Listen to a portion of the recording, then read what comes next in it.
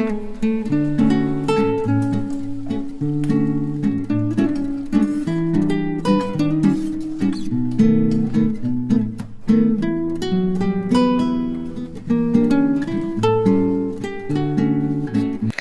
Friends, छायाज किचनमध्ये आपल्या सर्वांचे खूप खूप स्वागत आहे। आज आपण खुसखुशीत अशा सांजोऱ्या बनवणार आहोत। सांजोऱ्या करण्यासाठी येथे मी 1 वाटी रवा घेतलेला आहे आणि पाऊण वाटी गूळ घेतला आहे। तुम्ही तुमच्या आवडीनुसार गुळाचं प्रमाण आणि रव्याचं प्रमाण सारखं घेऊ शकता। सुरुवातीला आपण रवा भाजून घेऊ। येथे मी गॅसची फ्लेम कमी ठेवलेली आहे। कमी गॅस फ्लेमवरच रवा आपल्याला चांगला भाजून घ्यायचा आहे।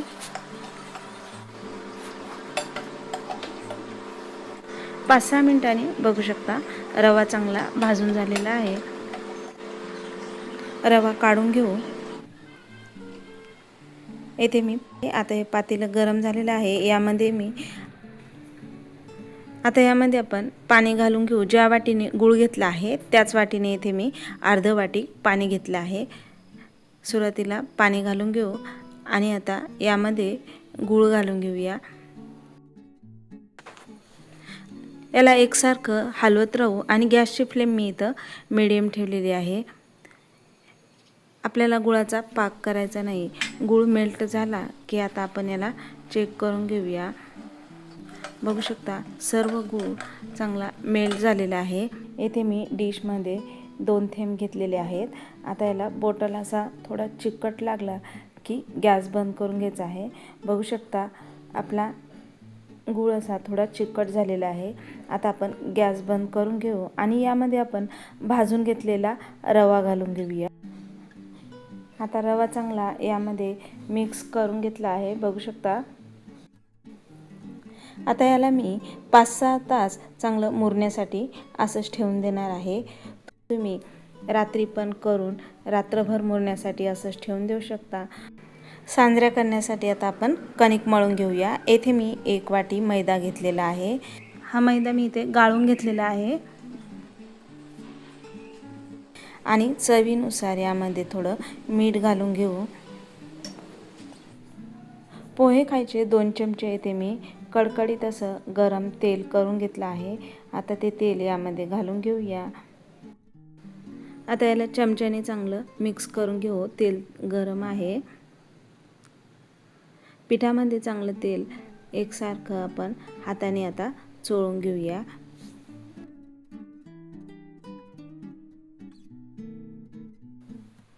पीठ चांगलं हाताने याला चोळून घेतलेलं आहे। आता यामध्ये थोडं थोडं पाणी घालून कणिक मळून घेऊया।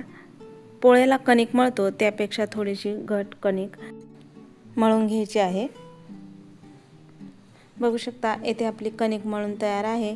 आता याला मी 1 तास मुरण्यासाठी असंच ठेवून देणार आहे। 1 तासानंतर पाहू शकता कणिक चांगली मुरली आहे। आता याला मी वरवंटाने चांगलं याला कुटून चांगली मळून घ्यायची आहे।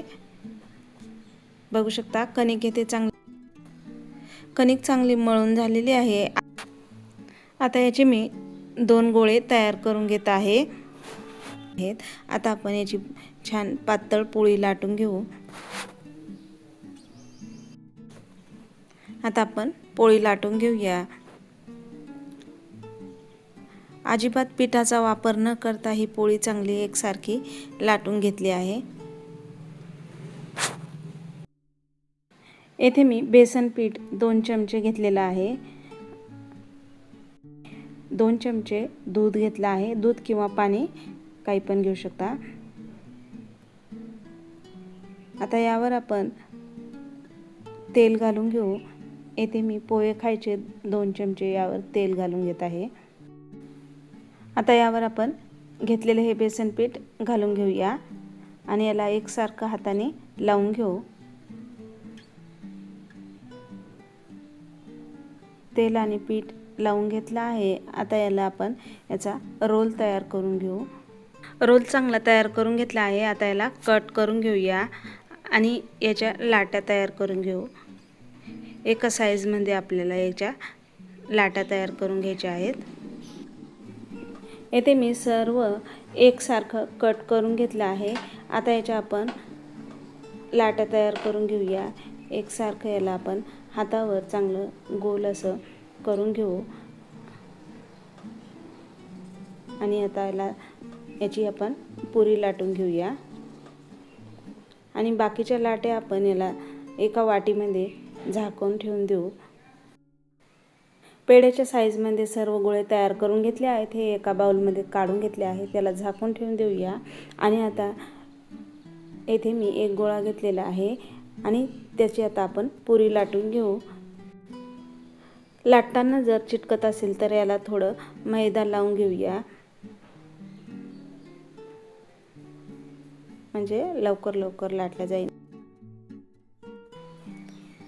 आता याला एकसारखं चांगलं लाटून घेऊ आणि बाकीच्या लाट्या पण अशाच लाटून घेऊया। येथे मी 2 पुऱ्या लाटून घेतल्या आहेत चांगल्या पातळ। 7-8 तासानंतर पाहू शकता सारण चांगलं झालेलं आहे। आता यामध्ये मी अर्धा चमचा इलायची पावडर टाकून घेत आहे आणि अर्धी वाटी खोबरं किसून घेतलं आहे, ते घालून घेऊया। आता याला मिक्स करून घेऊ। सांजोऱ्यासाठी लागणारं सारण तयार आहे। सारण छान झालं आहे। आता लाटून घेतलेल्या पुरीमध्ये आपण हे तयार केलेलं सारण भरून घेऊ। सर्व बाजूने एकसारखं सारण भरून घेतलं आहे। आता कढीने याला दूध लावून घेऊया आणि तयार करून घेतलेली ही दुसरी पुरी त्यावर ठेवून देऊ आणि साईडने याला दाबून घेऊया आणि करंजा बनवतो त्या चमच्याने साईडने याला कट करून घेऊ। सर्व बाजूने याला चांगलं दाबून घेतलं आहे। आता याला कट करून घेत आहे। बघू शकता इथे छान कट करून घेतली आहे। सांजोरी बनवून तयार आहे। राहिलेल्या सांजोऱ्या पण आपण अशाच करून घेऊया।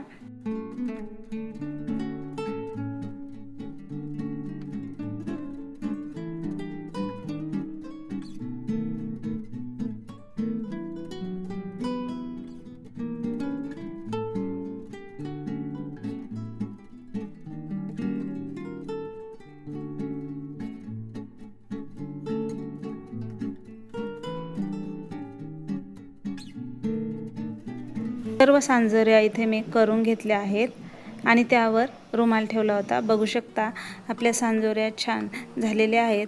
आता याला आपण तळून घेऊया। तेल गरम झालं आहे। आता यामध्ये सांजोरी घालून घेऊया आणि कमी गॅस फ्लेमवर एकसारखी दोन्ही बाजूनी याला तळून घेऊ। 2-3 मिनिटांनी बघू शकता सांजोरी चांगली टम्म फुगली आहे। आता याला आपण दुसऱ्या बाजूनी पलटून घेऊ आणि दुसऱ्या बाजूनी बी 1-2 मिनिट कमी गॅस फ्लेमवर याला चांगलं तळून घेऊया। कमी गॅस फ्लेमवर दोन्ही बाजूनी एकसारखी तळून घेतली आहे। आता याला काढून घेऊ आणि राहिलेल्या सांजोऱ्या पण अशाच तळून घेऊया।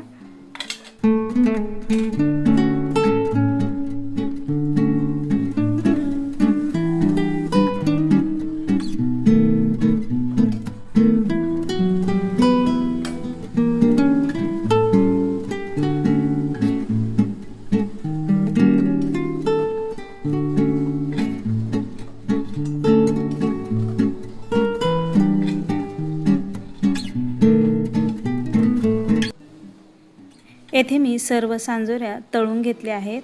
खूप छान झालेले आहेत। खुसखुशीत अशा सांजोऱ्या आपल्या खाण्यासाठी तयार आहेत। खूप छान झालेले आहेत। तुम्ही एकदा नक्की ट्राय करा। आजची रेसिपी तुम्हाला कशी वाटली कमेंट करून नक्की सांगा। आवडल्यास लाईक करा।